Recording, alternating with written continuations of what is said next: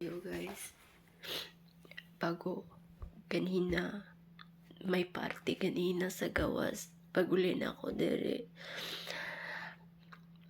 Alas 1:40.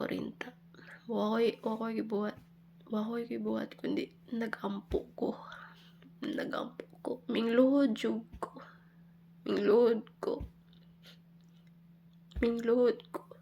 Nagampo jud ko. Gipangayo jud na ako sa Ginoo na kasi ingon tong na-permintes ako na guys, katuang gidakop si Duterte, tapos giunsa nila turi ang pamilya ni Duterte, anak si Kitty, ang asawa ni Duterte, hangtod sa pagsakay sa eroplano, hangtod sa pagkaon ni Tatay Digong na unsa na lang tiyang gikaon. Tapos dito yung tulo na po daw ang luha na katong ning request siya og coke. Tapos sabi nyo guys, tanan yung mga kada buntag yun, wala yung adlaw nga di na ko i-open akong cellphone nga makitaan dun tanato kung sa'y naitabon ni Perardi dito sa Netherlands. Imagine guys, himbaba daw si Duterte dito sa Netherlands. Pag abot daw dito, si Duterte daw isa, wala daw nakaagak, walay nurse, wala katuyang kauban, wala daw. As in si Duterte lagi daw, maura daw naglakaw, luwi kaistanan. Tapos ang pamilya niya, tuwa sila Vice President si Sara dito, iyang mga pamilya. Wala daw hantod karon, wala daw nila sila kabalog nga hospital. Gidala daw si Perardi, wa sila kabaluon say nahitabo kay Duterte. Tapos di ba sakit kayo noon guys nga abi ninyo,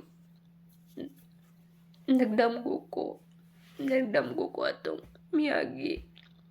Bisan sa akong damgo, naghilak ko sa nitabo, nabutang sa akong auto kung nahuna itong gidakop siya. Sa akong damgo, naghilak ko. Tapos, gistoryahan daw ko ni God. Ingon si God na, dili daw ko muhilak. Dili na daw ko muhilak. Kay, ang nahitabo daw kay Duterte, ikaayo daw sa Pilipinas.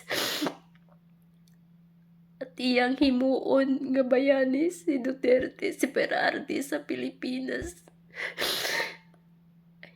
Sa akong damgo, hingingon si God, ayaw na og hilak. Kay ang tanan nga nahitabo kay PRRD, naay kapalit nga kaayo sa Pilipinas. At ingon si God, last nga bago ko nagmata, ingon si God, nahimuon niyang bayani si Perardi. What if guys, kung si Perardi buwian siya kinabuhi dito sa Netherlands, tungod guys tigulang depressed, stress na itabo. Tapos wala ka balo kung giunsa siya pagtrato dito sa Netherlands. Na mag-agas akong luha guys.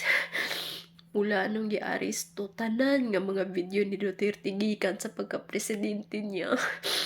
Tanan nga naitabo sa kinabuhi ni Duterte, pero minti dyan na ako gitanaw.